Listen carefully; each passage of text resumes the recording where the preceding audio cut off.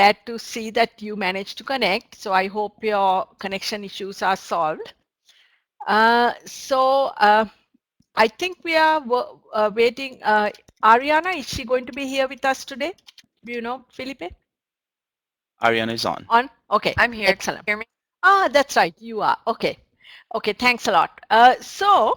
How we are going to do this is first, since we are right now in Adobe Connect, and it would be good for us to know exactly how to navigate the space, I'm going to ask Felipe to do his presentation on Adobe Connect. Then we'll take any questions that we have about class, what's going to happen in module 2, any questions about module 2. And then I would like to get on to a discussion about MOOCs. And I sent you an email earlier if you had seen it. I have to talk about MOOCs tomorrow with the Guardian newspaper in England. They are having a web conference, actually, like they want to do it like a debate on MOOCs. So they've invited the founders of Coursera and edX, and plus British academics, pretty well-known academics, and I'm very honored to be the only American academic that was invited for this. So I need to talk about MOOCs tomorrow, and I would really love to have your perspective on MOOCs, also from a student point of view. So with that, I'm going to hand over to Felipe. Is there any question that we should address before we go to Felipe? Okay, let's go. Okay, so hi everybody. Thanks for joining us in Adobe Connect. I know it's not the interface that everybody's used to, so I appreciate you guys giving it a try. I'm gonna give some basic instructions that you see shared on your screen, and then I'm just gonna take you through the different features that Adobe Connect offers. So thank you. For instructions on how to connect, you can use the Visual Quick Start Guide. It's available on the Files window, and I'll talk about that later. You can download the files if you want. I put some interesting things. Your microphone is active, so be aware of ambient noises. It's just like in Collaborate. You can mute and unmute yourself when you want to speak. I have a little mute button on my headphones. I find that easier to just mute and unmute that instead of going to the microphone icon and muting and unmuting myself, but it's up to you guys. And we have a raise your hand function as in Collaborate. So let's test that out. Can everybody raise their hands for me?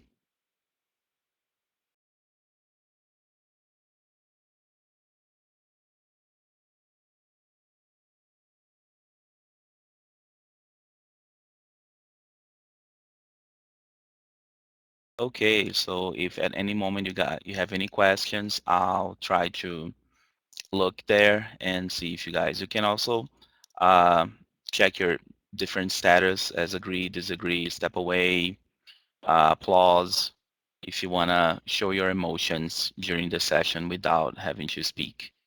You can raise your hands, or you can also adjust all of these. For best results, I recommend using Internet Explorer, like I said. Most of the other browsers should work, except for Google Chrome. For some reason, it's incompatible. If you're having audio video problems, it might be your internet connections. You can try hardwiring your computer. That usually helps. Um, you can visit meetinginfo.unm.edu, and I'll talk about that website later as well. And this session is being recorded, and I'll make the link available for everybody. Okay, so those are my instructions. Any questions? And I see Carol asked the question. I'll get to that, I promise. Okay, no questions so far. So Adobe Connect, okay, Ariana has a question. Yes, I was wondering, is there a yes and no button for like where you have the drop-down menu where you raise your hand? I can't find a yes and no. It doesn't. It has an agree and disagree. Sorry.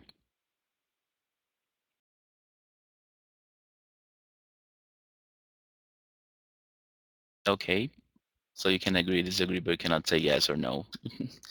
They're fairly similar, hopefully. Okay, guys, so Adobe Connect has three basic layouts that you can use for your online meetings or online sessions or online activities. The first one is the sharing layout, and you can see that I just changed that.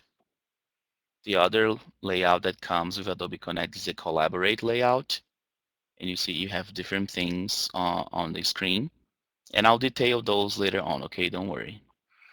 And the discussion layout. So depending on the kind of activity that you're conducting and what kinds of activities you want to do during your online meeting, you can change the different layouts. And if there are different moments while you're doing different things, you can switch between the layouts during your presentation, as you guys just see me do.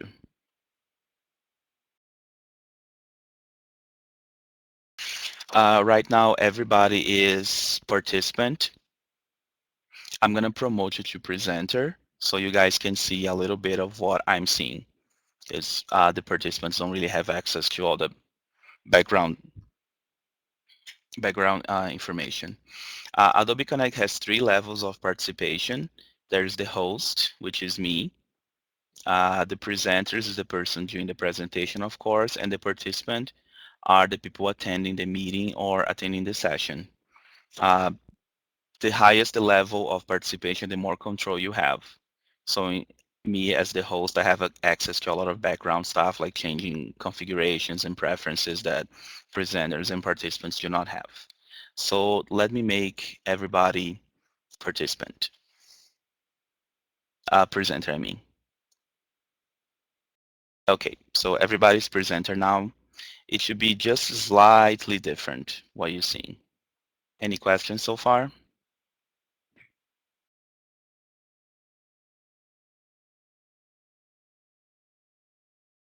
Okay. These elements that you see on the screen, they're called pods. And they're kind of like tiles that you can move around your Adobe Connect screen. So you can, and this is one of the things that I like about Adobe Connect. It has those layouts that I just showed you, sharing, collaborating, discussion, but you can also customize your layouts. And that's where I'm going to show you some customized layouts that I created when I use Adobe Connect as part of my job at UNM. And the first customized one is the intro that I call it, that has this specific configuration. So when I create this layout, every time I create a meeting, if I choose that template, it gives me the layouts already, so I don't have to recreate every time. You have a files pod where if there are any files that are relevant to your presentation or to your meeting and you want your participants to have access to those, they can be downloaded here. You just select and then click Save to my computer.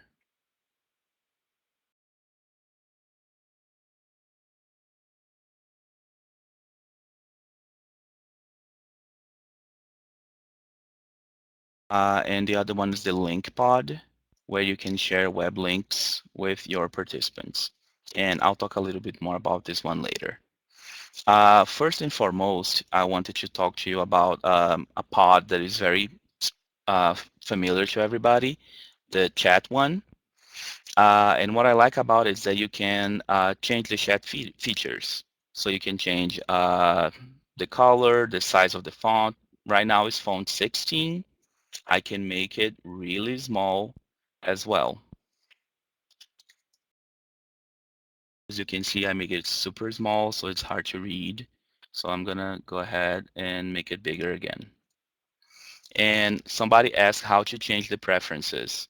You see on the right side at the top, there's a little link that there's a little drop down that says pod options. If you click on that, you can change your size and color. So I'm gonna give a minute to everybody change their chat color, so we can all have different colors. Okay, let's do that. Mine is red.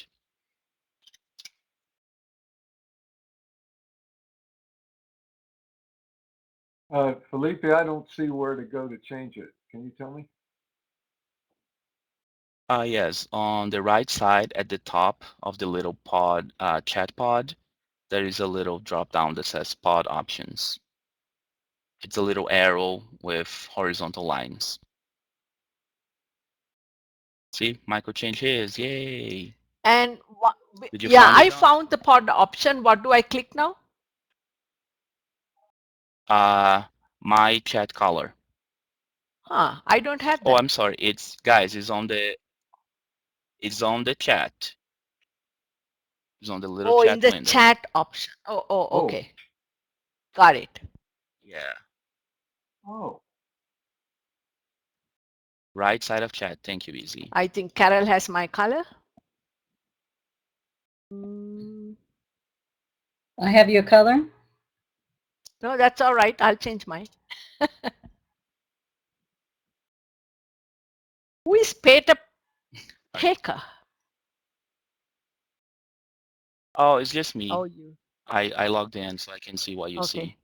So I'm logging into two different All right. places.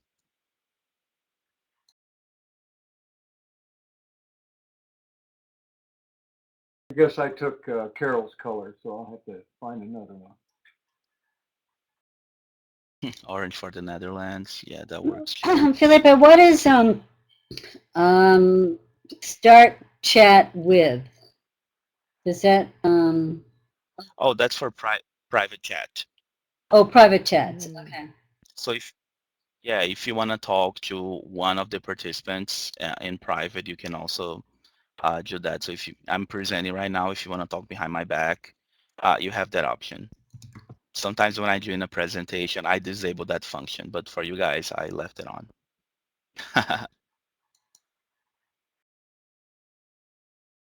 Now I have to get back. How do I get back?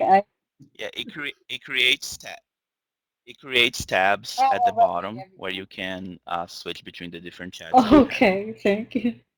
Okay, and another thing that I really like about the chat function is that you can email the chat history later on. So you just click that option. It's on the same place where you went to change the color.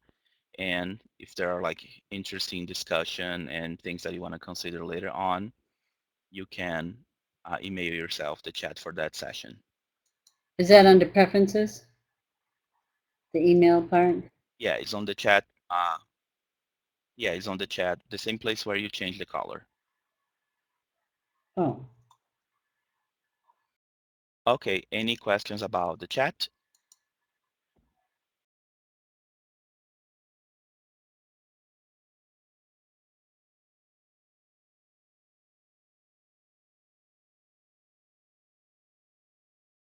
Felipe, can you tell me again where the email part is? I didn't see that on the drop down. In the little chat window, you click on it, and it's the fifth option from the top. You have hide, maximize, start chat with, clear chat, and then email chat history. Oh, I guess I don't have all that. Maybe I should go to everyone or something. Presenter. Yeah, you're right, Carol. I don't have that either. I don't have all of that. So Hmm, maybe because I'm the host, I'm the yeah, only one that see has what that. we I'm have sorry, is guys. maximize start chat with, text size, my chat color, preferences, and help. Maybe it's in the preferences. Oh yeah, you're right. No, guys, you're right. I'm checking it right now. Only the host has that option. So sorry about that. I didn't want to confuse you.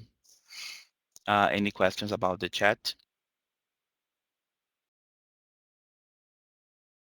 Okay, the next pod I wanted to talk to you about is the attendees pod that shows everybody that is in the meeting. Right now, I'm the only host, and you guys are all presenters. We have 0 participants because I promoted everybody to presenter. You can change the view if you are the host. Like you can see it based on who raised their hands or who is agreeing, who's disagreeing. You can see people based on their status. And I can see that you guys are not seeing that. Okay. Because you're not host. Maybe I should make everybody host.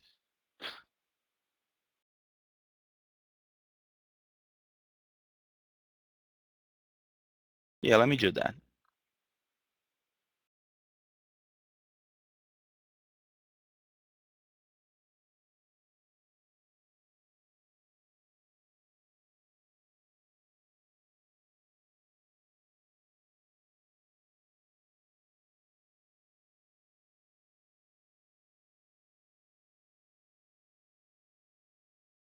Okay, everybody's host now, and I can see everybody's cursors.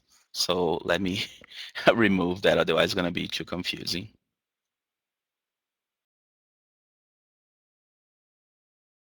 Okay, guys, so everybody's host now. You should be able to see everything that I see. Okay.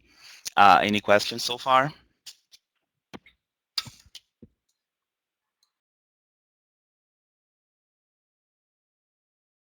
No? Okay.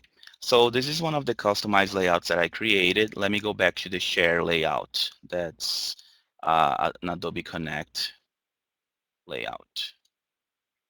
Let me put these things back where they were. Okay, so I wanted to show you guys the share my screen function. It's pretty similar to what we have in Collaborate. When you say share screen, you can choose between desktop, applications, or Windows, and then whatever you have open, it gives you the chance to share with people. So in that case, I can share. I usually go for applications because I have open what I wanna show. So in that case, share Microsoft Word. So Felipe, do you have Word open on your screen and that's what we're sharing is what you have on your computer? That is correct. Okay. As, When you choose that function, whatever you have open in your computer, it will give you a list, so you can choose what you would like to share. I see. Can you share, can you upload Word documents or only PowerPoints in Adobe? You can upload PowerPoints and PDFs. You cannot upload Word. Thanks. Okay, so do you guys see the Word document that I'm trying to share? No, not yet. Not yet.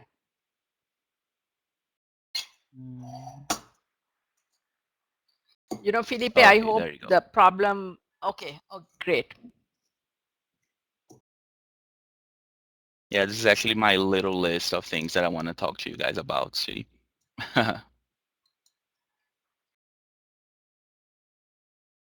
Okay, Oh, so you when do I'm the sharing, I okay, usually use layouts. Now I see the applications. layouts. Okay.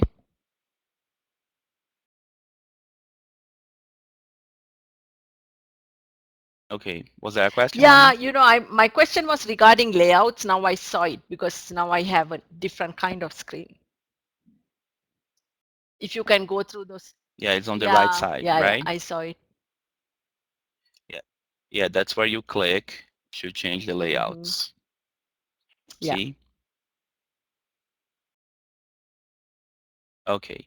So when I am sharing, I usually choose the applications option because it's easier for me. Then it tells me everything that is open in my on my desktop, and then it tells and then I can choose what I want to share. So I like that option, especially because I have multiple screens, so it can get a little bit confusing what I'm sharing. So that's why I But they like to have do that that. Any questions regarding the sharing function? well, they have that Go ahead, capability Don. in Collaborate too.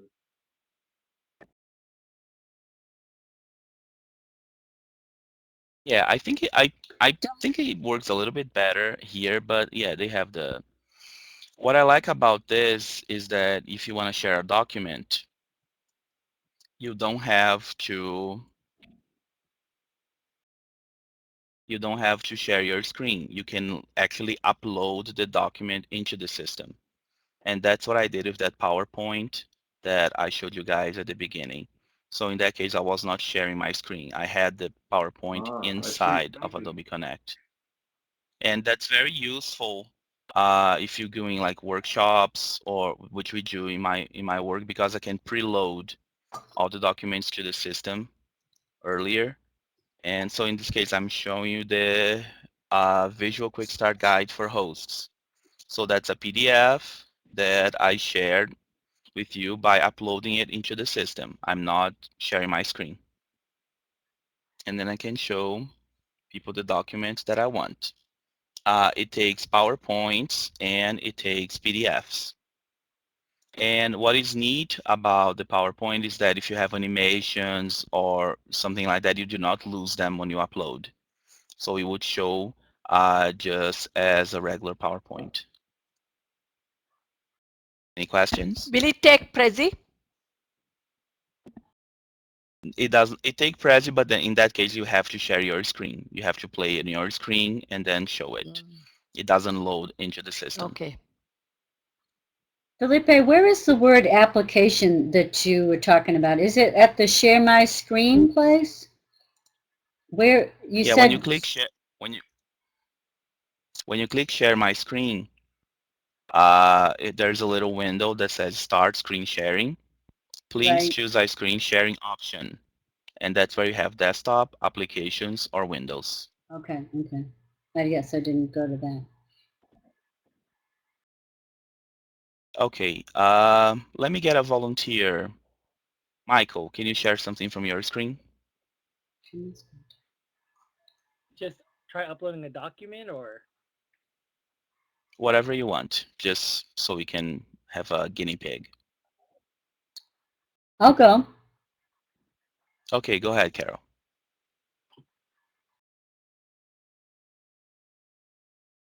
Okay, so I am choosing desktop. I'm gonna have two monitors, so it really doesn't matter though. Well, I don't know which monitor you're gonna get, but then hopefully I'll get that. But Yeah, I get confused with that too. That's why I choose application. So wherever they I, are, it's gonna share what I want. Wow. Oh, that's a nice wedding Oh, picture. that's nice. yeah, I thought you guys might like this one. Oh, that's your son's That's wedding. Okay, yeah, this is great. yeah. Okay, now I can But you get out of shared, it, huh? did you share your entire desktop? This is on your Yes, desktop. Okay. Okay. yes, yeah. Okay, I'm gonna try to stop doing Cool. this now. Okay. Any questions before I move on? No, we are fine. Okay, cool. So I'm gonna change layouts, and this one is a custom one that I created. I call it the poll layout because it gives you the ability of having a little poll. And I made everybody host, so it kind of lose the surprise factor. But when I open the poll, you guys have the ability to answer the question. So do you lab Adobe Connect? Yes, no, of course. And what is it? The polls are useful to work as kind of like a checkpoint during your presentation, especially if you are lecturing and you want to make sure that people are awake and they're not just like tuning out. You can put polls here and there. It can be even like something you just mentioned, just to make sure that people are paying attention. And it gives you the option of broadcasting the results, as you can see on the right side, or it can be hidden results. So if you're asking something that is testing knowledge, it's better to hide the results. But if you want to gauge their opinion about something, it's better to broadcast so everybody can know what everybody else is thinking. And you have the option of showing the results as percentages or as numbers or both. And in that case, I have it set to both. I like this feature. I Any like the fact that you can show percentages.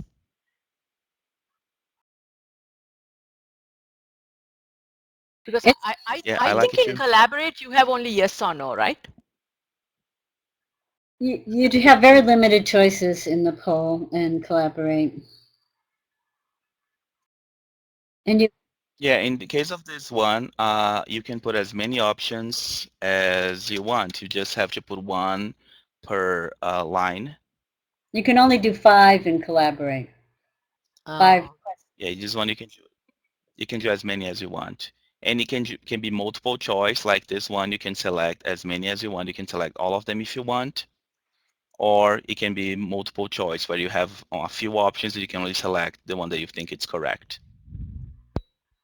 So is there a way to prepare the poll within this? Yeah, Okay. you should see the prepare button, and that's when you can type what is going to become your items. Okay.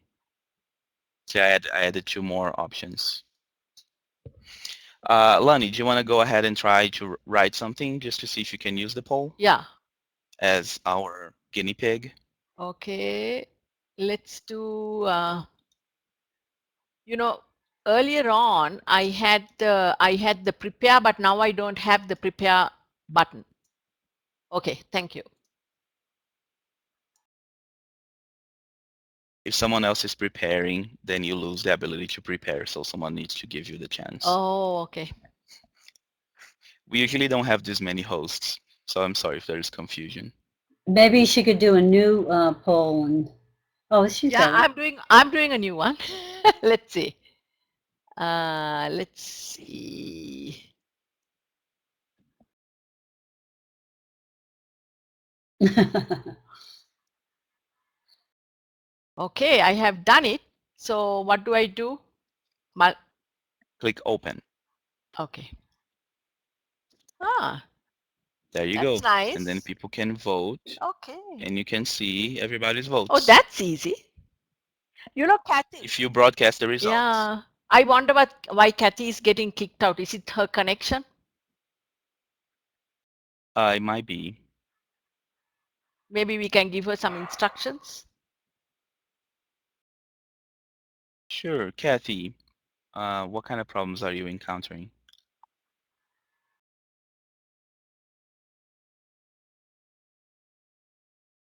And there she goes again. Well, at this point, the best thing would be to hardwire the computer. If you are over Wi-Fi, it might kick you out because the connection oscillates. Mm. So just to keep going, you can also um, open an entirely new poll. Just go to the little drop-down menu at the top on the right side, and you can select the option New Poll. And as you can see, I can select create an entirely new poll if I want to. Any questions about polls? No, we got it, I think. Okay, I'm gonna go to the next layout, which is the collaborate layout. So this one is the one that has the whiteboard, and it's similar to the whiteboard in Collaborate, but you have a few more options. So you can draw, you can write, and one of the things that I like, you can create shapes.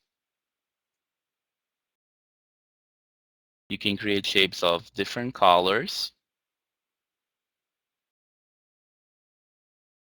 And if you want to highlight something, you can change the opacity of your shape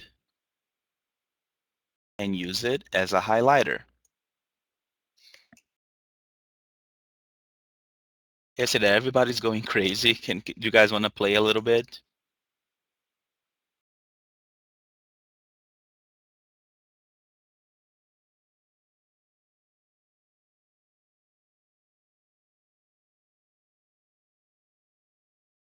Felipe, Okay, can everybody you who wants to use. paste like a picture into this? I never tried, so I'm gonna say no, but it might be. Who knows? Okay. You know, Felipe, I'm wondering, Kathy's problems, is it because she's like a host? If she's just a participant, will it work better for her? Let me try. Let's see that. Let's make her a participant, see if that helps.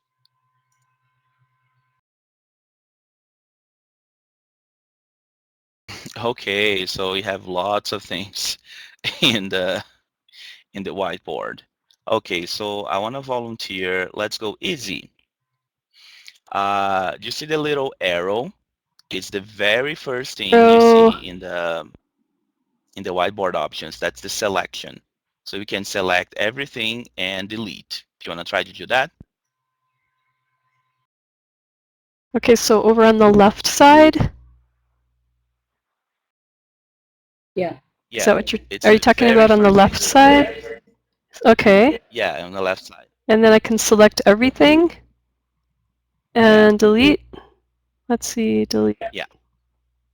Ooh, magic. There you go. Ooh, very nice. Did you use the eraser for the delete?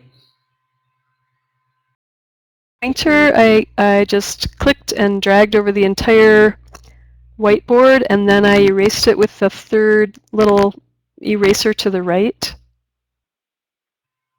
Thanks. And you can also click delete if you want. You can also select and click delete.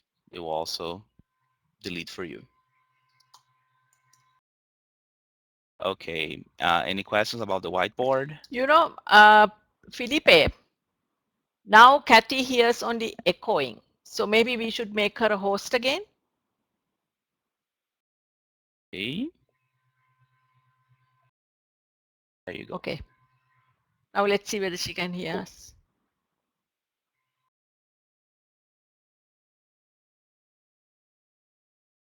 Okay, let me know if that's better now, Kathy. The next thing I wanted to show you is the notes pod. It's on the bottom here on the right side. And it's just a place for you to take notes about the meeting or about the presentation. And as before, you can change size. You can make it bold. And you can change the color of the font. Okay, do you guys want to play with that a little bit? Oh, and you can also make bullet points for your notes. Now, does everybody Uh, see the notes? yeah, these are meeting notes. These are public notes. They're not personal. Okay. If you are a presenter or a host, you can enable a presenter only area, and you can take personal notes there. But I don't want to get too complicated. Okay. So other people are writing on the notes, I can see. And as before, you have the option to export the notes. You can email or save as a text file. So that's very useful if you actually take notes about the presentation. Uh, you can like select one of your students to be the note taker, and at the end, the person can email or the instructor can email the notes to everybody.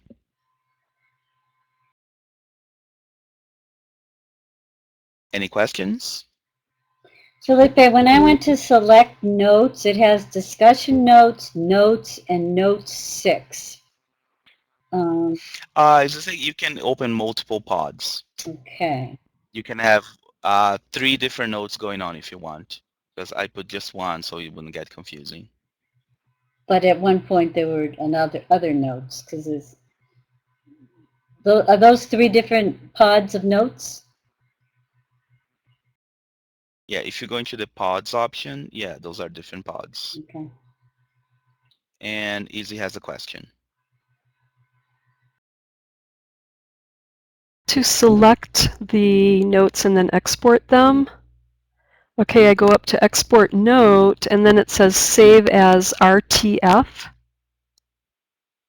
Yeah, What that's does just that mean? it's a text file. Okay, but where does RTF it is a text go? file. It stands for rich text file. Okay, You can save wherever you want. wherever. Once Okay, you I click see. export, it will it will show you your computer, and you can select where you want to save it. You can save to your desktop. You can save to a folder. Okay, okay, great. Thank you. Yeah, I can see that Kathy is still going in and out. I apologize for that, but as you can see, this is a rich interface, so it does eat a lot of bandwidth. So that's most likely the cause. Let me do something, see if it makes it better for you, Kathy. Okay, I'm gonna put the room bandwidth to the lowest possible. So see, maybe if that will help you not get kicked out again. How do you do Any that? questions, guys? You go to Meeting, Preferences, Room Bandwidth.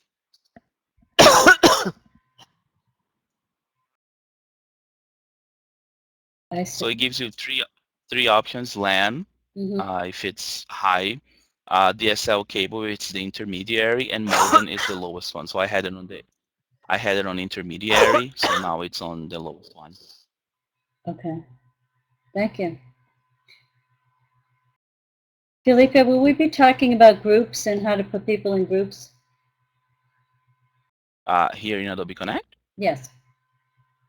I wasn't planning on, Oh, okay. but yeah, you can do that too. Any more questions? So I'm gonna go to the next layout, the discussion one. And as you can see here, you have notes 6. That's just a different note pod. So you can either continue the notes or you're doing before, or you can start a brand new set of notes.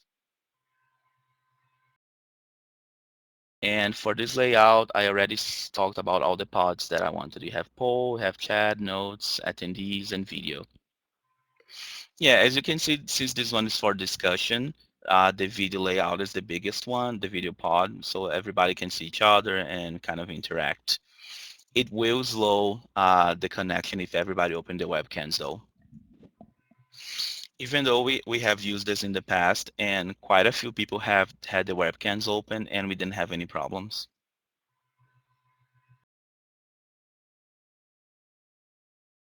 No, my cursor is not on. I turned off for everybody because since everybody's host, everybody's gonna be seeing everybody's cursors.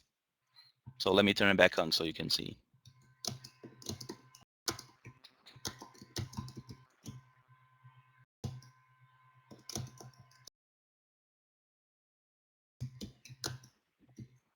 See, there's even like your name on the cursor.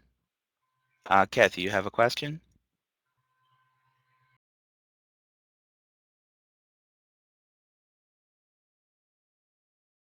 Kathy, you should click your microphone.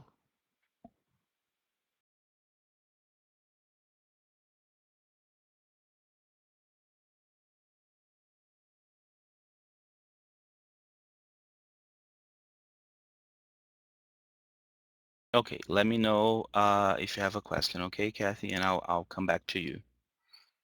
And like I said, guys, you can customize these wherever you want. So I have a blank one where you can just go ahead and add whatever you want. So you can add the video, you can add the web links, and you can add the chat. So you can add whatever you want. Kathy, you have a question?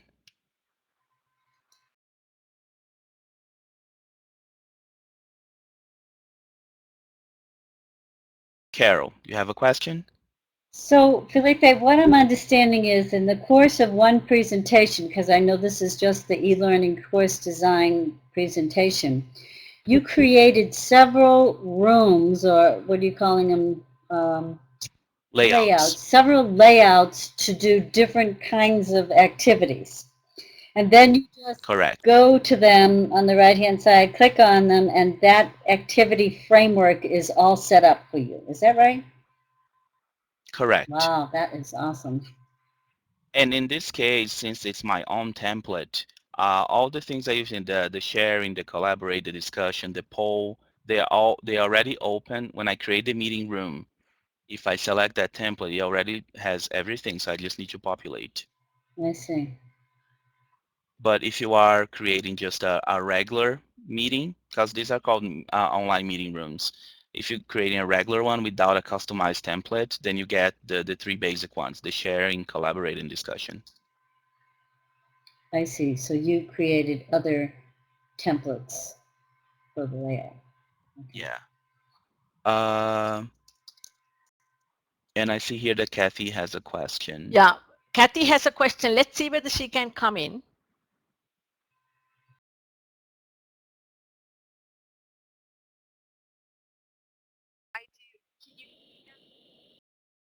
Oops, I think I heard. Slightly heard her. Can you hear me? Yes, we can. Yes, go ahead.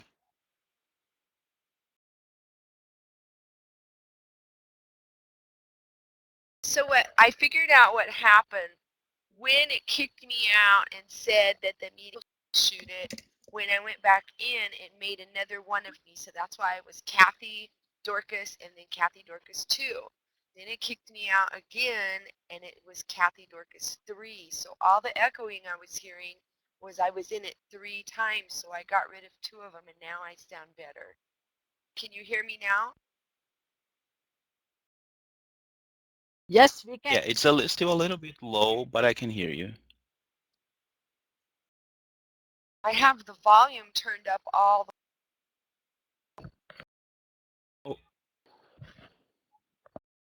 oh, that was much better actually. The last one sounded much better. Okay. Okay, Well, guys. hopefully it won't kick So me out just again. I going did back, take I'm gonna hide these so you can, and I'm gonna open the last pod that I haven't talked to you about is the Q&A.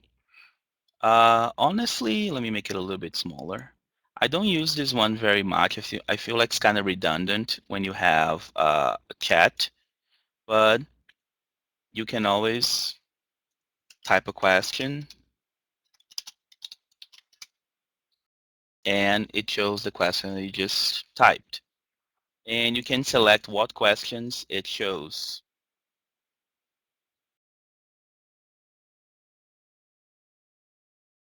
It can show unanswered questions or just answered questions. Show open questions, all questions, answered questions, or only the questions that you asked. So you can always customize it like that. Yeah, it might be good for like an ongoing discussion. You're right. I feel like it's kind of redundant with the chat, but it has its functions as well. And as before, whenever you have text here in Adobe Connect, you always have the option either to email or to export. And the Q&A also gives you that option. Any questions? Okay, I'm getting close to the end. I'm gonna go back to the sharing once more and show you guys how to share video. You share video like any other file. You go share my screen, you use share document, not share the screen. But your video needs to be in the FLV format, which is the one for Flash videos.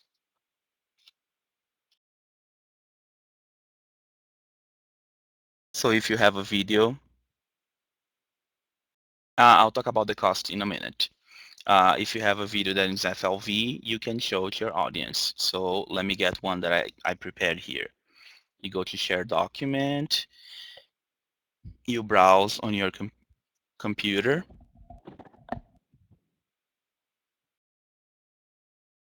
and where is the video? That FLV, Felipe, Yeah, it needs to be in FLV format. that's F as in Foxtrot, right? Yeah, that's the Flash format. The video needs to be in Flash format. FLV flash video, okay. Okay, so it's uploading the video right now. Let's see how long it takes. Okay, it's converting. Yeah, MP4 files will also work. Guys, truth be told, it's likely that other video formats might work as well. But Flash is the one that has the lowest compression setting, so it's not too heavy of a video file. So that probably will work better. That's why I recommend using the FLV format. But it's likely that other formats will work as well. So I have the video and I'm gonna play to you guys, okay? Let me put the volume a little bit low. It's a movie trailer. It's coming from the deep, dark recesses of the mind of Mel Brooks. I love him. Young Frankenstein.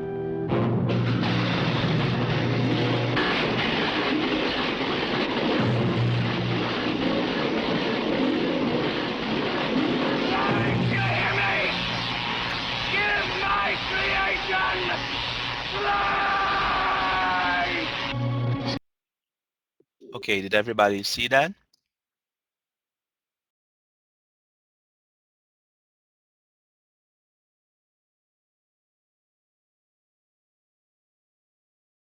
Hello?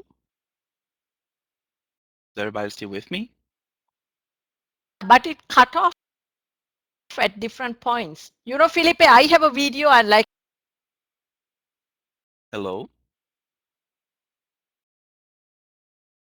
Okay, okay, everybody's still here. Hello, did we I could, did we drop the people? Oh yeah, it's cutting off a little bit. I guess the connection is oscillating. Oh, okay.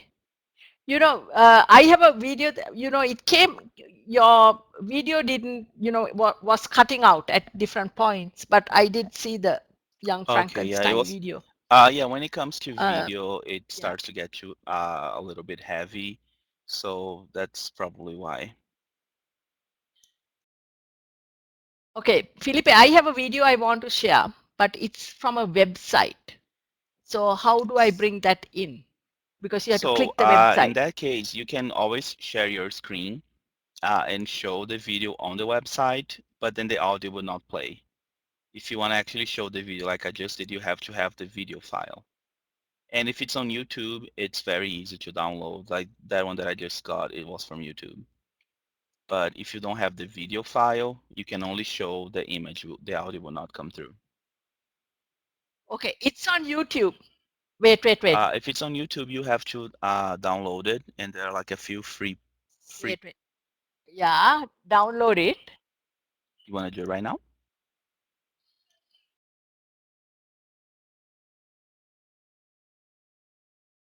Wait. Yeah, I see like the video did not. But Oh my God, it's asking me for a free trial. yeah, well, there are several different ways of downloading videos from YouTube. I use like a little program that downloads them. I think it's the easiest way, but you have to download the program in order to download the videos. I hope that's not too complicated. There's an add-on to Firefox that allows you to download YouTube videos very easily. Yeah, exactly. There are like several different ways of doing it. I have a little program called YouTube Catcher, and I like it because you can select in what format you can download the video from YouTube in different formats. Okay, so there's one last thing I wanted to show. This is the last one of the layouts that I customized, and I wanted to show you the link pod. It's at the bottom of the screen, and for this one you can add multiple links to your session, and then when you select a link and you click browse to, it automatically opens on all the participants' desktops. So let's try that. I'm gonna select meeting info and click browse to. Did it open on your end? Yeah. Yeah. Cool. And that's the website that details all the information about Adobe Connect here at UNM. It's answering the question about the cost. It's actually free for UNM. UNM has a license for Adobe Connect 8. So if you go to meeting.unm.edu, you can log in with your NetID and password, and it's free to use.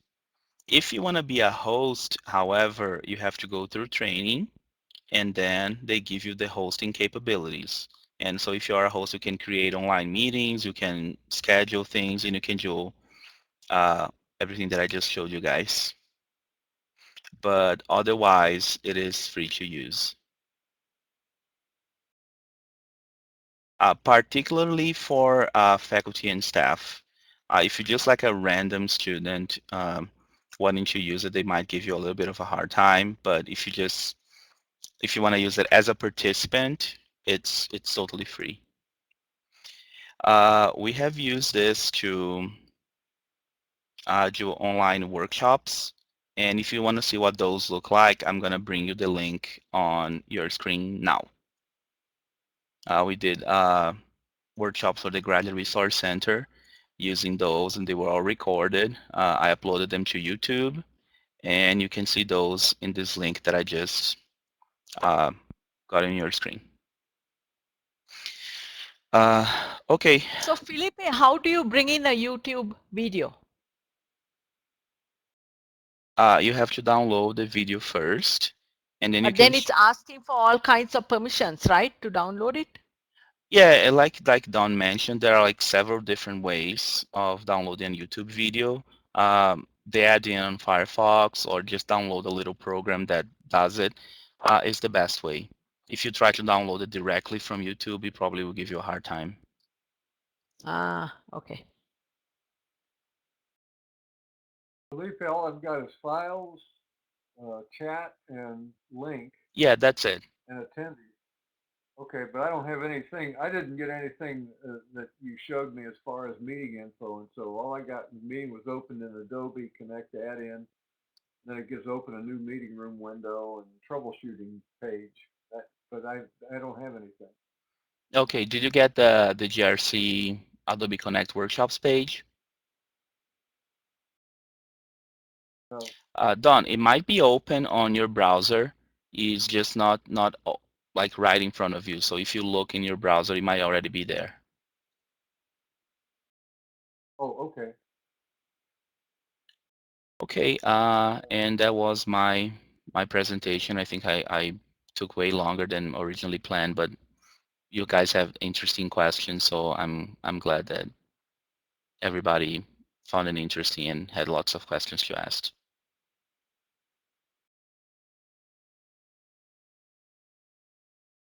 That's it for me. So thank you. That's it. Okay. Thank you, Felipe. That was very nice. Thank you, Felipe. Yeah, it was great. Do people have final questions on Adobe Connect?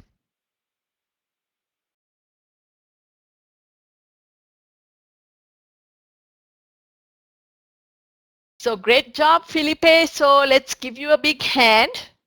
And how do we clap? Go to the same place where you raise your hand, and there is Yeah. applause is the last option. Oh, okay. Yeah, you know, I'm just like Lady Gaga. I live for the applause. Okay, good. Just kidding. Thank you. Okay, this is an interesting platform, especially because it's free to us. But to be what you did in terms of a host, we have to go and do the training, right? Correct. So that you can get host privileges. And that's what allows you to create the meeting rooms, create the URLs, because otherwise you can only use it as a participant. And if I'm not mistaken, the library also has its own license for Adobe Connect.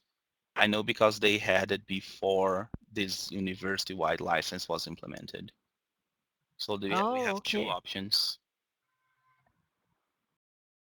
Can students do that? Get the training? Yeah, they should be able to. And is it a face-to-face training? No, it's online.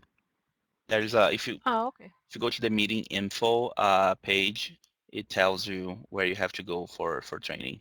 It's a place called it's held online every Monday by Clarix Technologies. Ah, okay. So if you go to meetinginfo.unm.edu, which let me open the webpage for you guys again. Okay. Okay, and it should open, and then there's a training tab, and it tells you what you need to do.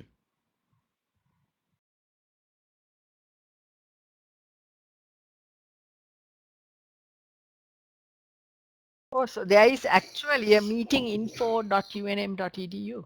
Correct. Good.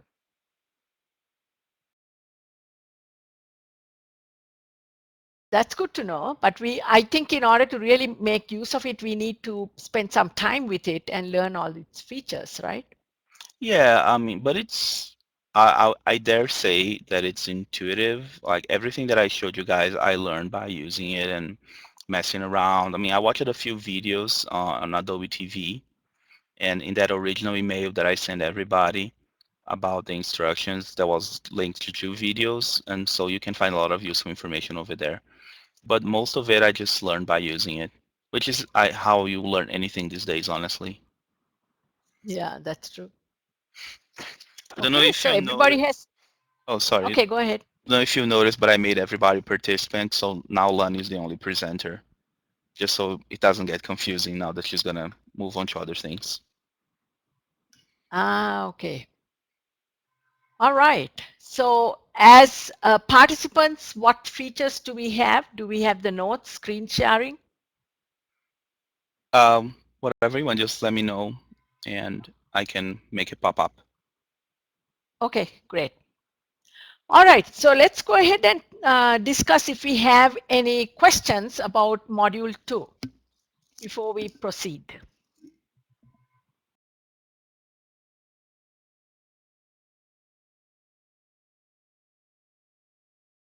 Michael has a question. Go ahead, Michael. Is he? Oh, okay. Okay, it looked as if all the hands were raised. Okay, For me, go ahead, Michael. I was gonna say for me, I think it got clarified for me talking with my group mates, but I was confused about what we were required to do because we started working on the infrastructure needs assessment, and there was also some emails going around about the learning management system. And then I saw that under the module 2 description on the learn page, it had group A, our group, myself with Izzy and Kathy, doing the needs assessment for infrastructure and the language maintenance. The learning management system rubric, I believe. But then from my notes from last week, I believe it said that we were only doing the infrastructure and group B was going to be doing the learning. Right. Thanks for asking the question. To clarify, Group A, which is your group, Michael, is only doing the infrastructure questionnaire.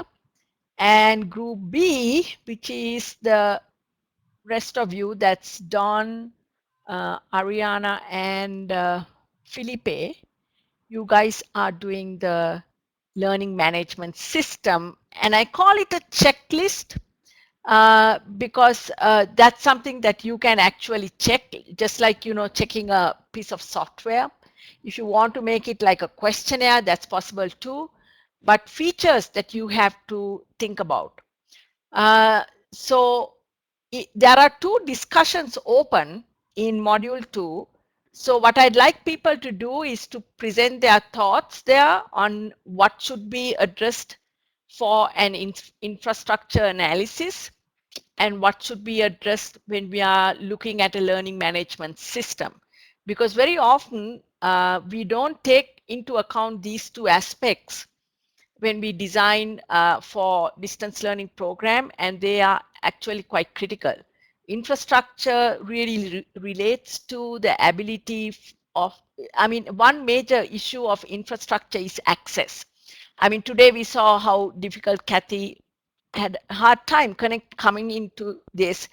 And I think it's students do have a hard time when they're on wireless connections coming into these synchronous meeting spaces. So what are the things that you really need to check on when you assess the infrastructure that will be in place for you to develop a distance learning program? So that's Group A. Group B has to really look at if you're going to select a learning management system, such as Moodle, uh, Learn, Canvas, Sakai, whatever there is. What are some aspects that you would like to have that you want to check is available on the system? Just like in Adobe Connect, there were certain features that we thought were necessary, like some features are not that necessary, such as the question and answer, because it's that function is taken care of by the chat. So what are some features that are necessary in a learning management system to deliver the type of course that you might be designing? So again, it will depend a lot on context, but what I want you to do is to develop a general list that people can adapt to their own context. Is that clear? It's kind of clear, yeah. Yeah, that Okay. So you discuss in the open forums, the discussion forums, and each group is tasked with summarizing the discussion and then coming up with the specific instrument for their task. And so I have I have given more time for group A so that both your groups will be presenting next week on the infrastructure and on the learning management system. It looks as if we dropped Dawn.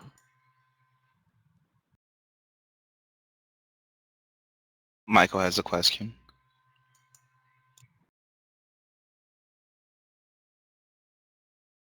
yeah, I just to clarify, for the infrastructure analysis Yeah, document, we're designing a generic one that can be used at the institutional level, not for the course specific or program, right. correct?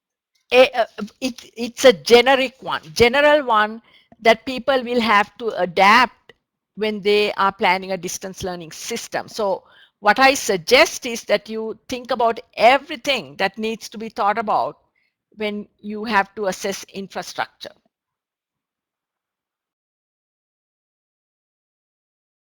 Does that help?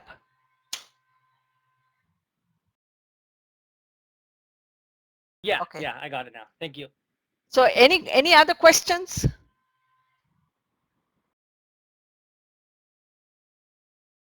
This is Izzy. Yes, Sissy.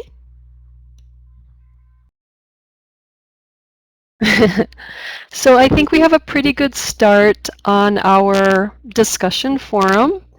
And the way I'm envisioning it all coming together is like what you just described, by pulling everybody's ideas together and then creating a generic instrument for infrastructure, taking into consideration all of the ideas. And is that what you're envisioning? That's right.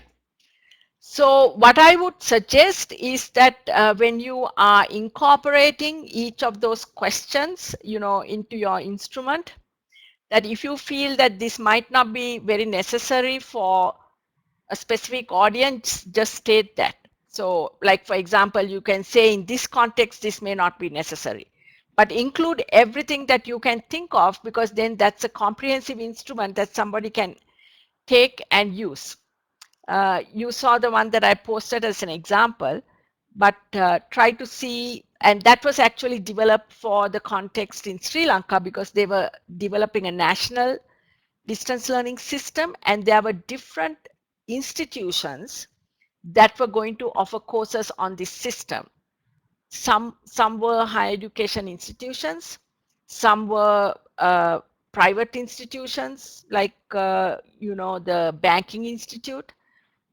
So it was an instrument that tried to accommodate the different needs of different organizations as well, but for the Sri Lankan context. So you can just develop a generic instrument, and then people who use it, and as you develop your course too, that might help you, you will select certain aspects that would be important for you. Okay?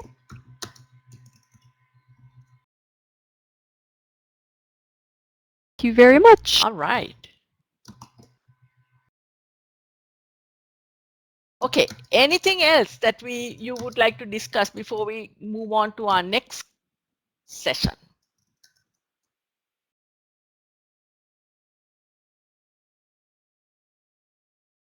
So now, have we lost Don? Can we get him back on?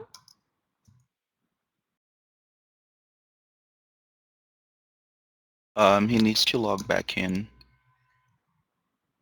I'm not sure why he got kicked out, but it's gotta be connection issues.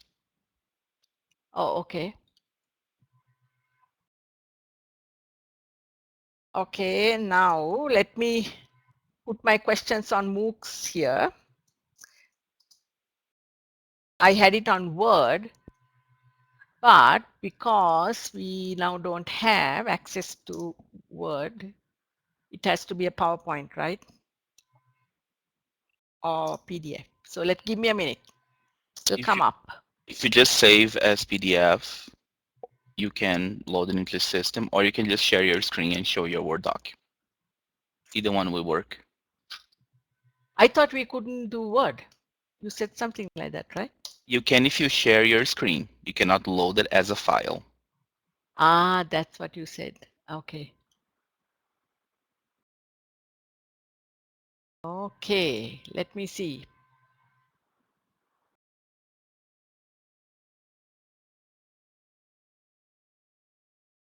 Okay, I think I have a PowerPoint. So you do share document, and then you look for it in your computer, and it should load into the system. Okay.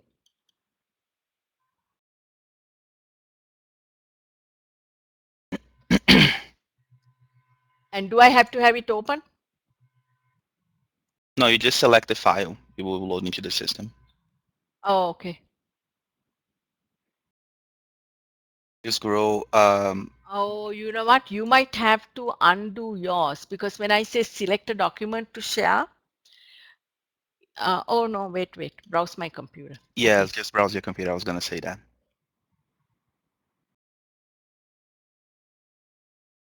Okay, let's see whether I get it.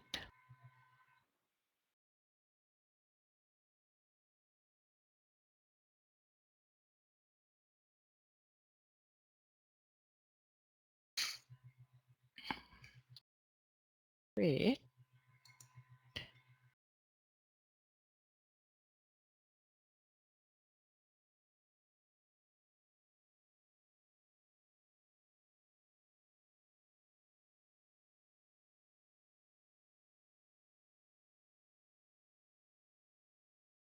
You're not finding it, Lonnie? Wait, it didn't come. So just a minute. Let me try to do it again. Does it say loading or something? Because it takes a No, few seconds. no, it didn't show my file. Okay, now I see it.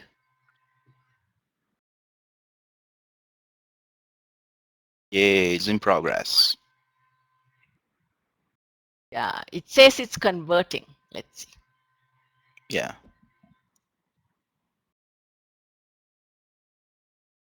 So like in the future, if we use this for our web conferences, you could send me in advance and I could have it preloaded into the system. And once you load it, like you can Yeah. open and close the meeting room as many times as you want. It will always be there. Yeah, okay. Okay, so folks, here are the questions that they have asked us to prepare ourselves for, and we don't know exactly what will get asked. But I thought it might be good to have a discussion on this. And I don't know, has Linda been able to join? Linda was going to join later, right? Anyway, the first question is, who are MOOCs designed to serve? Do they benefit students? And if so, which ones? What are your thoughts?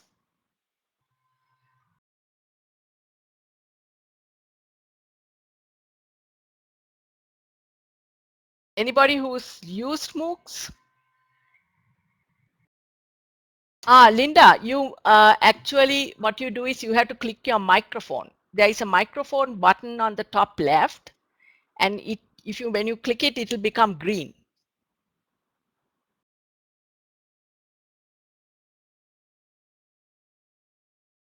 Okay, folks, go ahead. Did somebody raise the hand? Let's see. It, as far as the MOOCs, who they're designed to serve, I feel like they're designed to serve self-motivated learners, and that could be students that maybe this is a segue into their learning because it's free, and they're taking advantage of high-quality professors normally, at least for part of the MOOC. But I think the biggest thing is the fact that they're free. It is offering access to students, I think the bigger question is, do they have the computer, do they have the access, and do they have the connectivity? And those are my thoughts on that first Okay, question. great. Wonderful thoughts.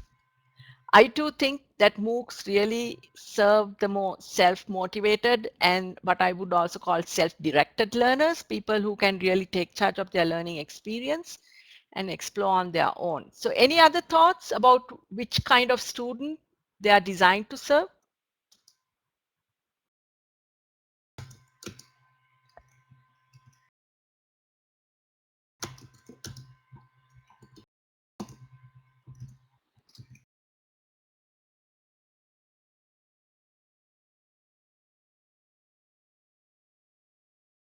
Oh, the plugin.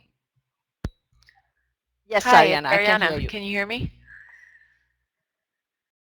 Well, when I think MOOCs, I think students who are not necessarily in search of a degree, because to my understanding with a MOOC, it's more about the content and not necessarily the piece of paper that identifies you as someone who's gone through that. Okay, good point.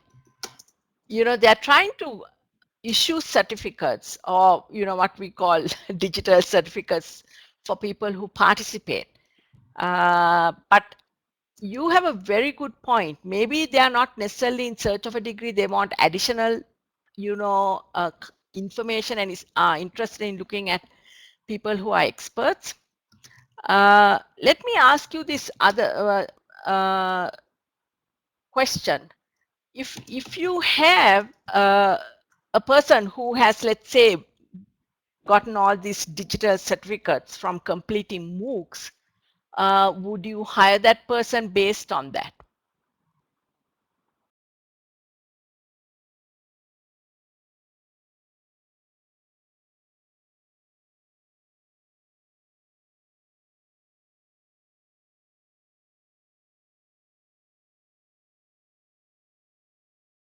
Lonnie, this Yes, is Carol, Carol. go ahead. I'm called guest in the text there. But what I've been seeing in the government hiring world and also some of the corporate workshops is that really students are starting to indicate courses they're taking through the whole massive online open courses. They're indicating that, but actually employers are starting to recognize those because they too have gone to look at what's available in the MOOC offerings.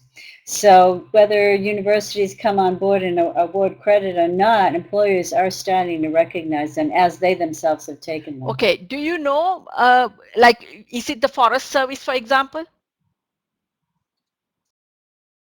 It's not mainly the Forest Service, it's more government in general, and then the contractors providing Oh, for okay. them.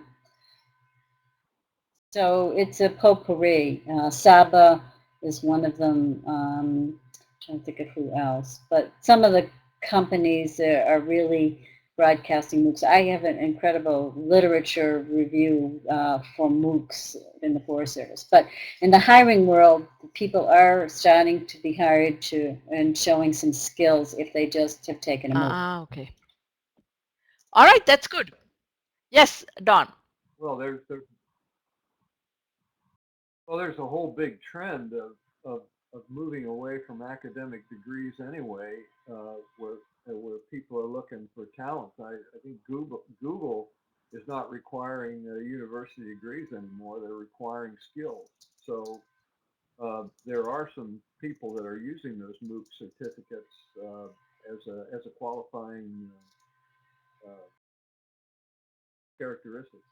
So you said Google is not requiring a degree? Right. They're looking for geeks. They're looking for people who are really able to move in the big data, the data analytics, and are very comfortable in using these cutting edge technologies. And a college degree isn't necessarily a part Oh, of it. I was excellent. reading about that the other day. That's a great point. that employers are beginning to recognize this. Because I know some of my students, took courses such as Java scripting using a MOOC. And, that is a good way to list the kinds of skills that you have. And I'm sure it will support a degree, and in some cases, it might be the way to get the job. Who knows?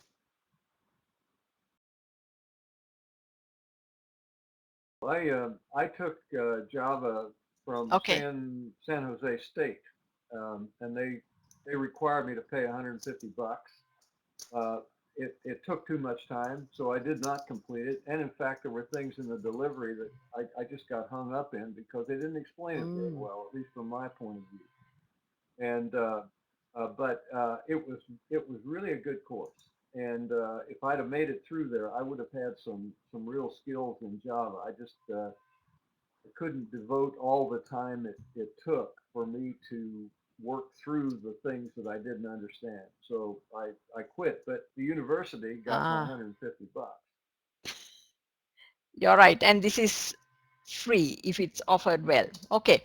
Now, what about the issue that, MOOCs have a high dropout rate? People join MOOCs, but very few complete. I'm one of those. But that's the problem we're working on in our project. Any of these self-learning things and anything that's free and anything at which there's not really a consequence for dropping out, life can take over. And so what is necessary with those things is a monitoring capability and frankly a mentoring capability that keep the people in the game. That's the problem with the MOOCs.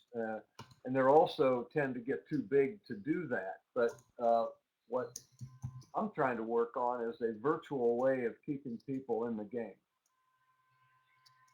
Okay.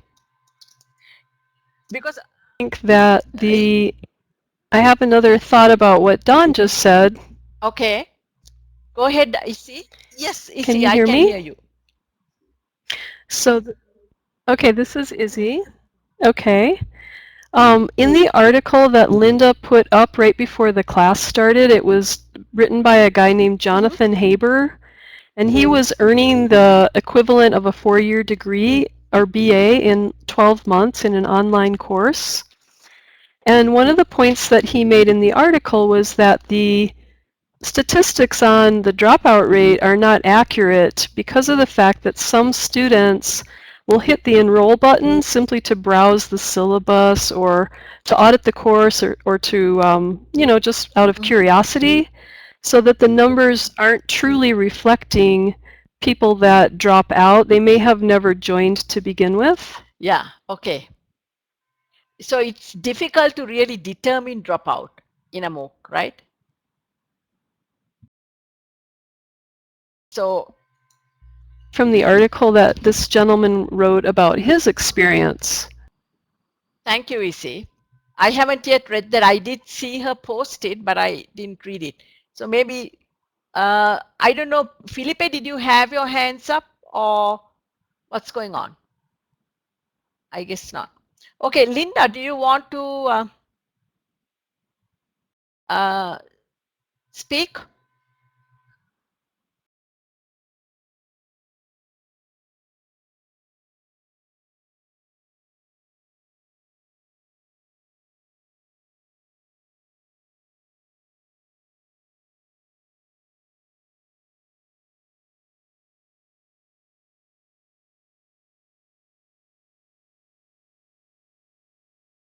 Felipe, is there a way to copy and paste from this?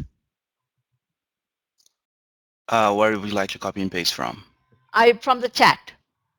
Yeah, I can email everybody the chat after we're done. Oh, but I cannot like copy like a reference or anything like that. Oh, yeah, you can. How? Just select and copy and paste. I'm going to pay. See, I just did with what Michael said. Oh, now I know. Most probably you need to have the right click, right? Yeah, just select, right click, and then copy and then paste, like Yeah, we I do don't with have the any right click here. So on a Mac, what do you do?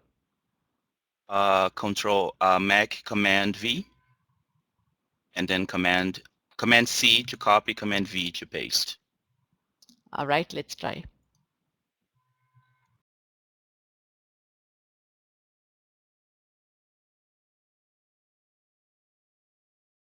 No, it's not doing it for me. Let's see.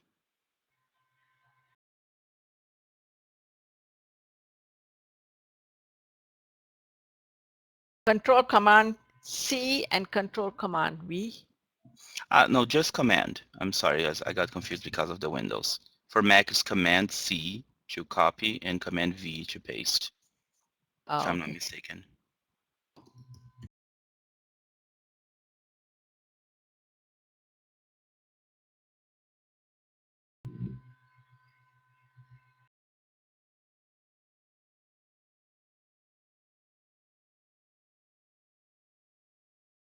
All right.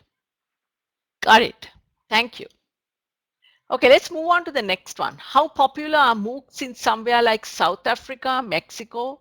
What purpose are they serving there? Felipe, do you have any ideas from the Brazilian perspective? We have a project that is called Open University of Brazil, which offers online Mhm. courses like undergraduate courses. They're called semi face-to-face. I don't know if that's a good translation, but they are 80% online and 20% face-to-face. That being said, they are not open in the sense that anybody can just log in and participate. You have to go through our version of the SAT, and then you get Uh, accepted to a federal university, and then through that you get access. Now, what is your opinion about these MOOCs? Are people in Brazil using the MOOCs developed in the West, like Coursera and edX? Um, well, my opinion is that I like them. I'm all about technology and I'm all about access.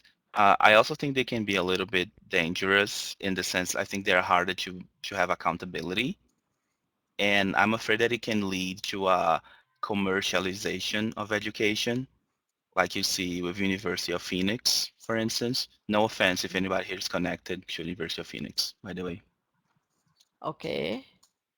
So that is the danger that you see in the commercialization of education. Yeah, I'm wary of that when it comes to MOOCs. But it seems to me like it's kind of like they're not really open because they're offered by certain universities and you need to be affiliated in most cases with that one university to have access. So the name is kind of misleading. It's not really open. You mean these MOOCs that are offered in the West? Yeah.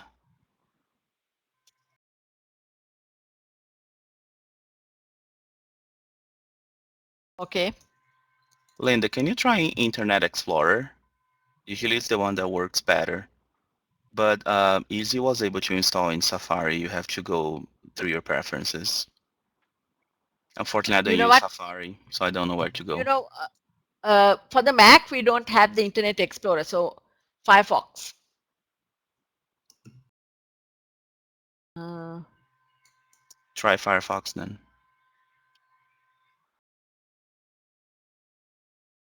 No, this commercialization comment, um, I'm not sure what that really means.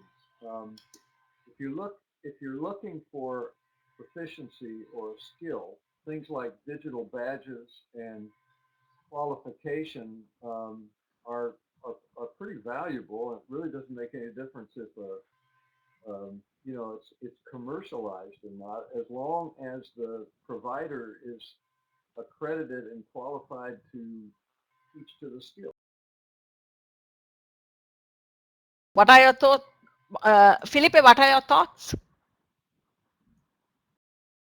Well, in a sense, I guess in a sense I agree. I feel like I have like some water still how do you say it, an idealized view of education, that it should not be a merchandise and stuff like that. So when there is something that makes it easier to go um, on that direction, it makes me wary. But that's just me. But I have no doubt that MOOCs are extremely valuable. And like I said before, I'm all about access. I just wish that the commercial aspect in education setting was not so strong. But that's just a personal opinion, I guess. Okay, great. In fact, I was talking to one of my Brazilian colleagues about this, and Felipe, Dutra, you met him, and he was saying that two big reasons that open education resources like MOOCs are not being used in Brazil is one thing, they are in English, so the language issue. So many people are not that fluent in English. The second one is that he said, they didn't really address our needs in developing these courses. They didn't ask us what we would like to see in the MOOCs. So I think that leads to this question of really understanding the client you're developing for. So the other issue is, uh, can a course be globalized so that you don't really address any one context, or does it have to be localized in some way, or are you really exporting a specific cultural context when you develop these worldwide MOOC courses?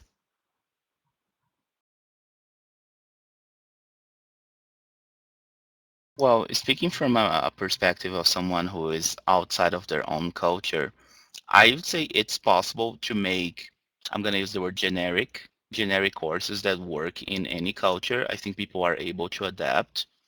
Hmm. But if they are culture specific, I think they have a tendency of being more effective because they were designed specifically to work with that audience.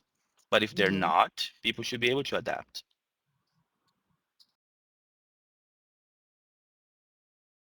And I think Don has a question.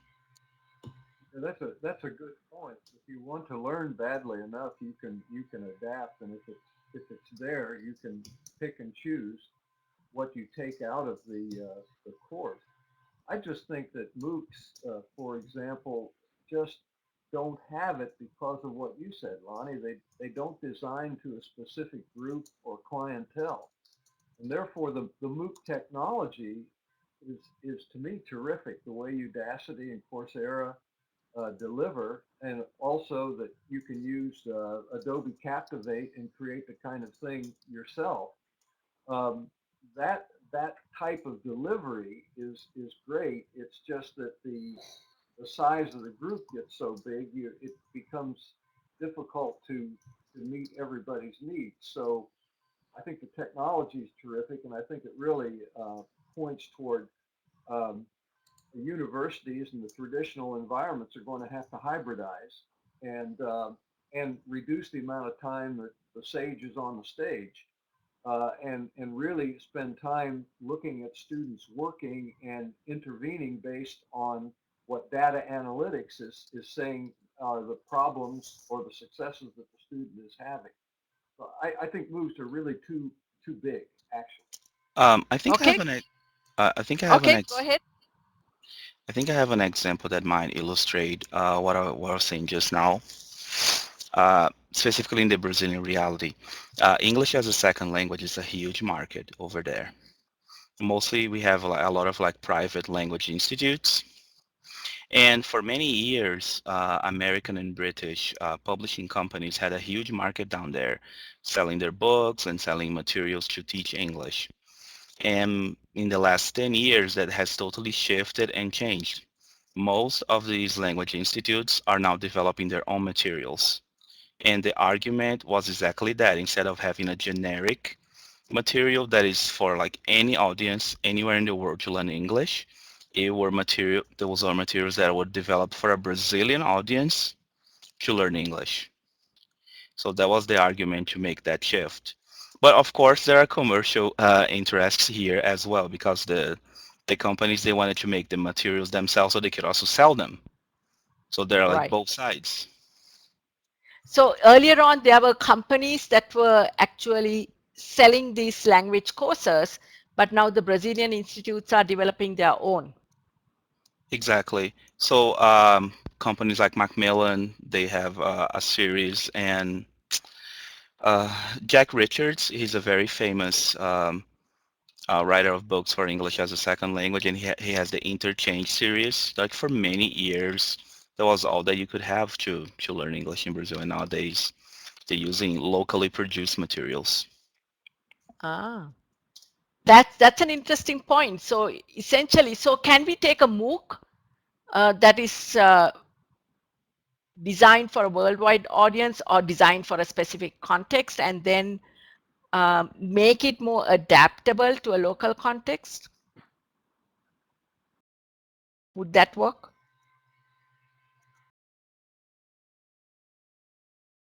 I think it'd be very possible to do that if the producer of the MOOC would allow it, the repurposing.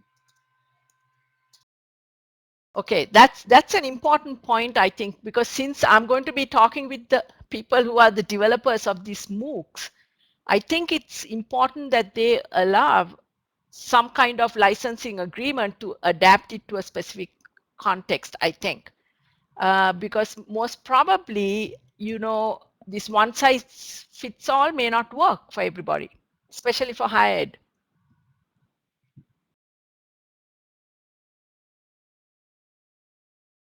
You know, the UNM College of Engineering, I don't know whether it's the College of Engineering or whether it's the Provost's office. I think paid a license to Coursera to offer the basic engineering courses maybe, or some of the basic courses for undergraduates, you know, the prerequisite courses, core requirements. But I was thinking many of the students at that level are the ones who need hand holding and help, and maybe they may not function too well in MOOCs. If we say that MOOCs are really designed for people who are self-motivated and self-directed. What do you think about that?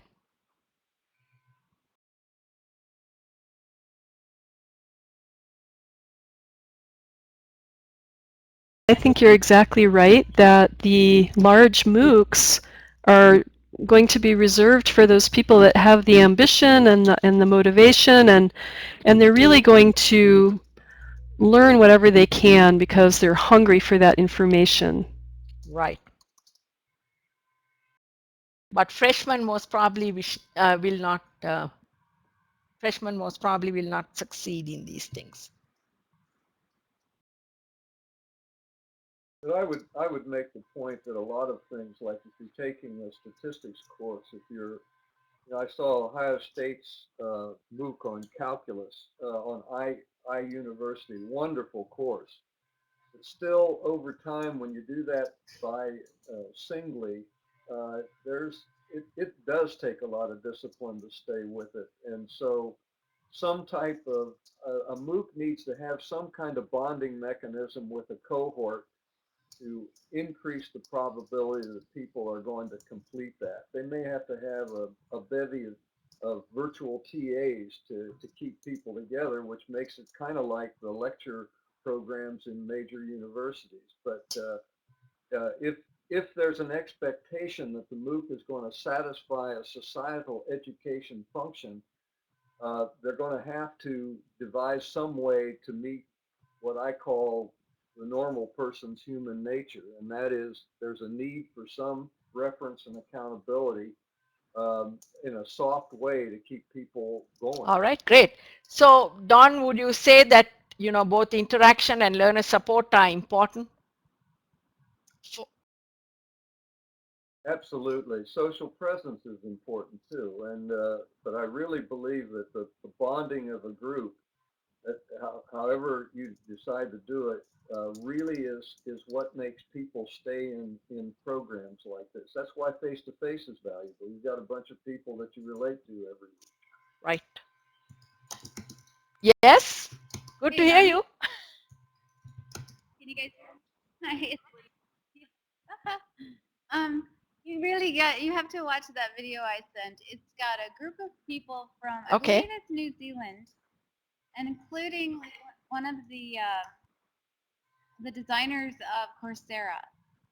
And there's a guy, I think, from IBM, and they're discussing is are MOOCs an evolution or a revolution?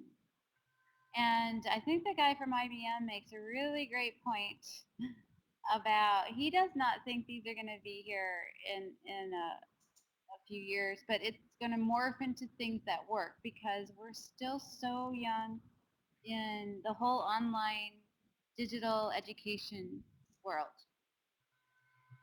So I wonder if we should be getting so hung up on it. I wonder personally if the universities should be jumping on that bandwagon, and I wonder why they're doing it. Frankly, Okay. that's my All right. Thank you, Linda. That's a good point. I will watch the video tonight so that I can prepare myself.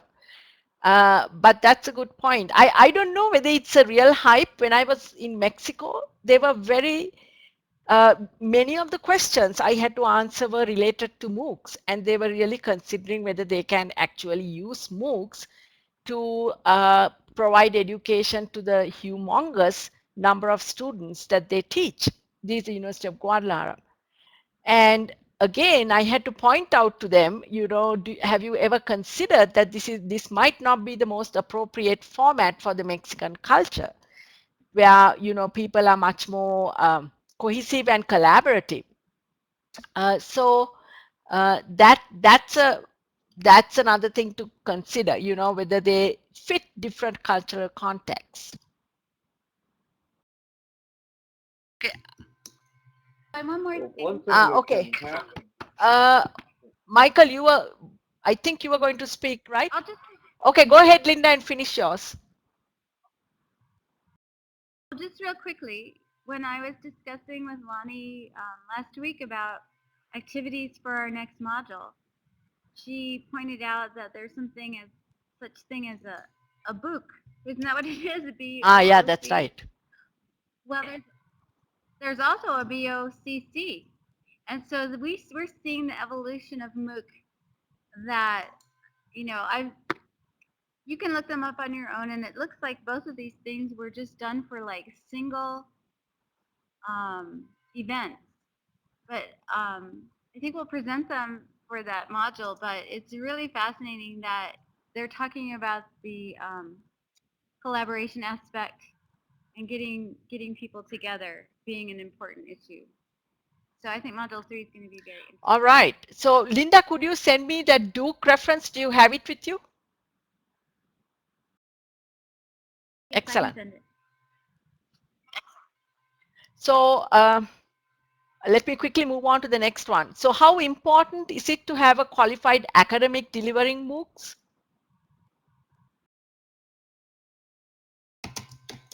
Does it help to have a real expert? Thank you. Izzy, Yes, Sissy. this is Izzy. I'll say something quick from the article that I read that Linda posted before the class Okay. started. And so this was written by the gentleman Jonathan Haber. And he's the guy that earned the equivalent of a 4-year BA in 12 months online. And one of the things that he learned from the experience was that it didn't have to be one person presenting the entire course, that the single talking heads were supplemented or replaced with conversations among colleagues. They had interviews with experts, they had on-location shots, they had on-screen performances, and in his mind, the lectures were very engaging because they were broken up by lots of different presenters. Okay. So multiple perspectives.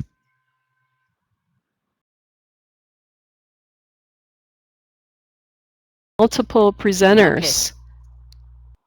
So one single person is not necessary, right? That's good.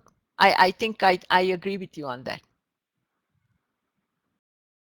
So Michael, can you ask the question about the Hispanic adult learners?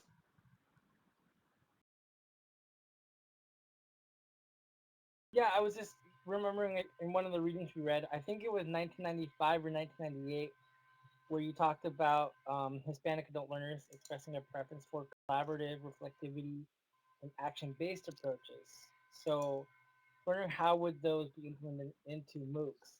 And then also my other question was if the preferences that Hispanic learners do have, if those have also changed due to the processes and influence of globalization that we've seen since 1995 or since NAFTA, for example. Right. I think, the preferences may change over time. Because I mean, look at how we are learning. We are learning a little bit differently from 20 years ago with with technology. So I'm assuming that the learning preferences may have changed over time, and that people are now able to learn in more different ways. However, many people learn through actually doing and applying what they are learning. And I don't know whether the MOOCs really provide access to that aspect of learning. Anybody who's really come across a very interactive MOOC? Because the one that I enrolled in, it was, I think, what was it called? Foundations of Online Learning. It was from Georgia Tech. And when we start, they asked us to get into groups. And when we started getting into groups, which I thought was great because they were trying to develop the collaborative nature of the learning experience in this MOOC. But when we all got into groups, the system crashed because they had about 33 or 34,000 people enrolled. And so then they stopped the MOOC in 2 weeks' time. So I feel that they haven't still worked on that aspect of really interactive types of learning. So for people who can, listen to a lecture and learn, I think they are good, but there are some aspects of the learning process that are missing from here.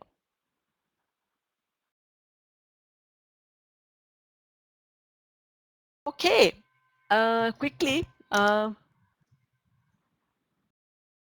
we sort of discussed what impact MOOCs are having upon academics. Does anybody have anything to say for that?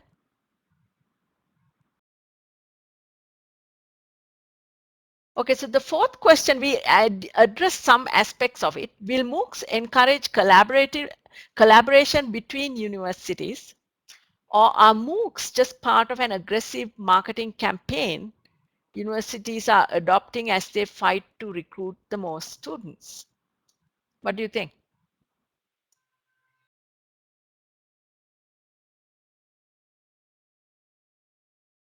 Bonnie, this is Don. I believe that the universities are going to, if this is, if they're going to survive in this thing, is that they're going to have to go like the Western Governors Association University, and that is they're going to have to divide up things and recognize that one university may have a great course that's better than what they have, and people are going to have to maybe through consortia that are accredited, divide up the work and then maintain their own stuff in the traditional formats or within their own university. Right, that's a good boundaries. point. Don, let me ask you the question. Now, will the military, because you are familiar with that context, will they actually recognize certifications from MOOCs?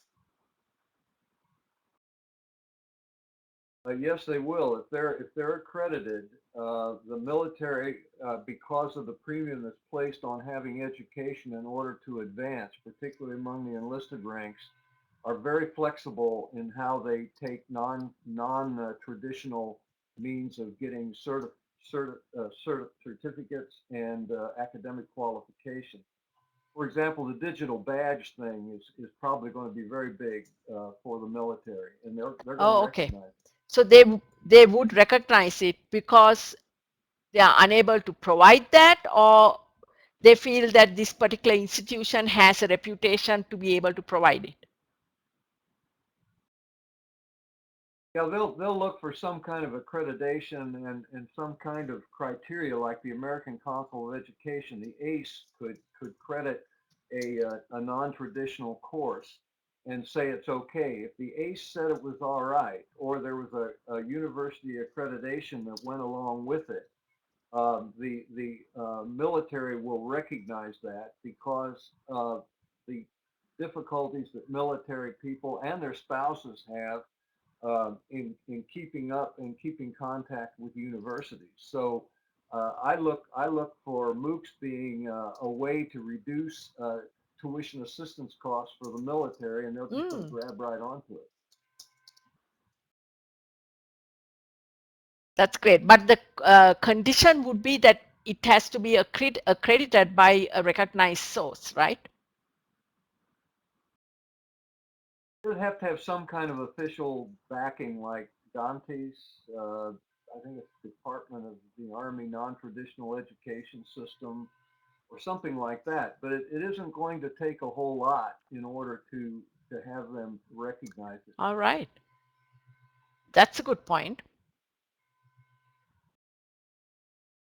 I would also like to say that a very instructive guy to listen to is Richard Culata, who is the head of the Department of Education's Office of Technology.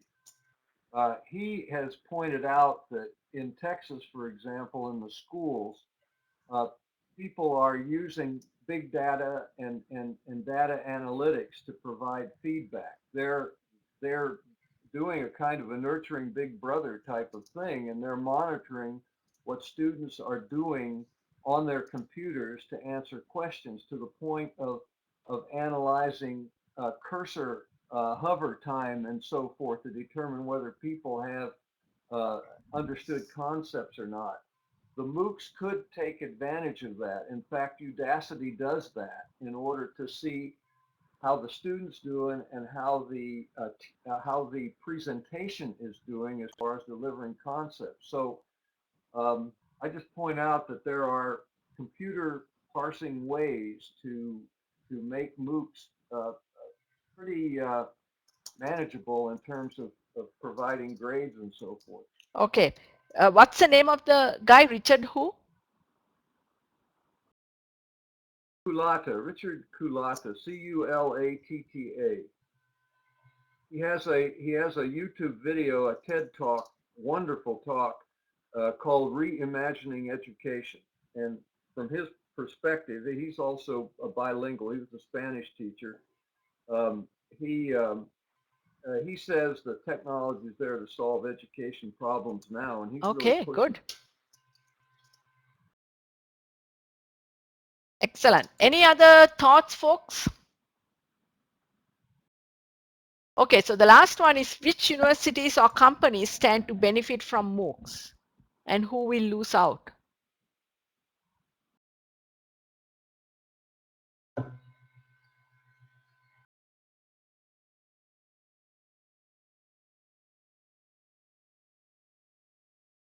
This is Carol.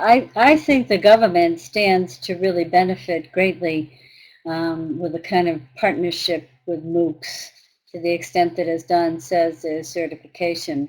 And probably companies as well because of the high cost of training and sending people, just online learning. Okay. So let me ask the next question. Should MOOCs incorporate the interactive aspects of learning? Or is information dissemination, which is what many, presenters will be able to do, or some MOOCs are based on YouTube videos, will that be adequate for the learning process?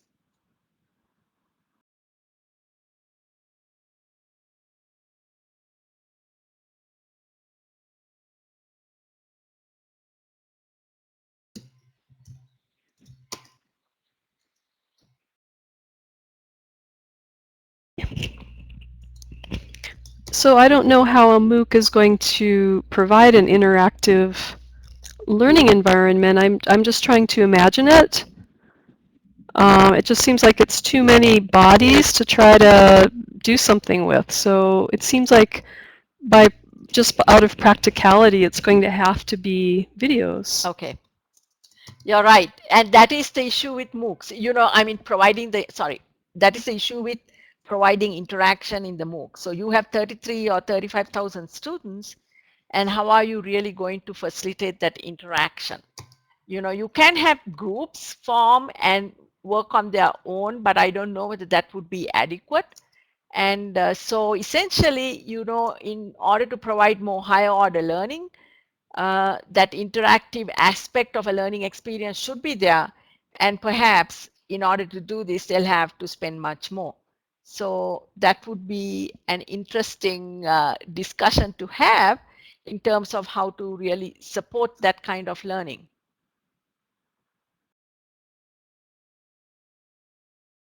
Okay, any other thoughts, folks? I think, Michael, you were going to say something.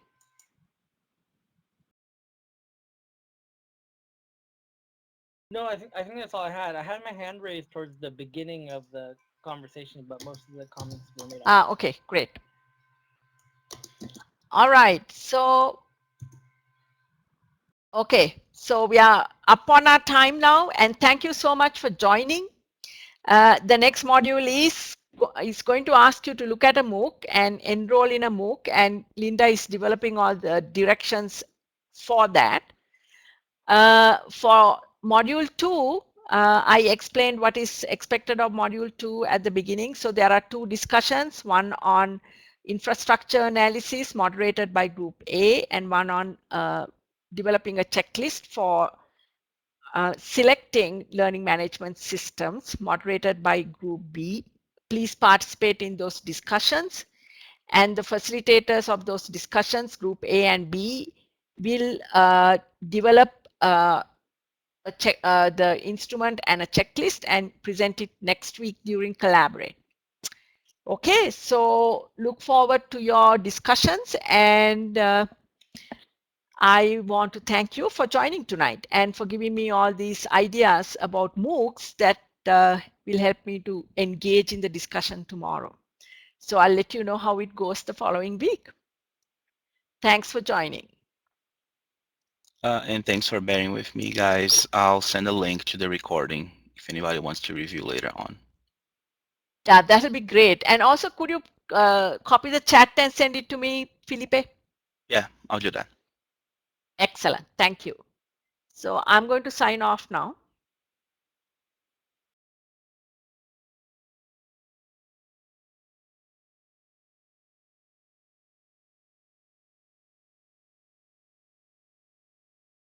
Felipe's Yeah, still I'm here? here. Is it just us? I'm gonna stop the recording.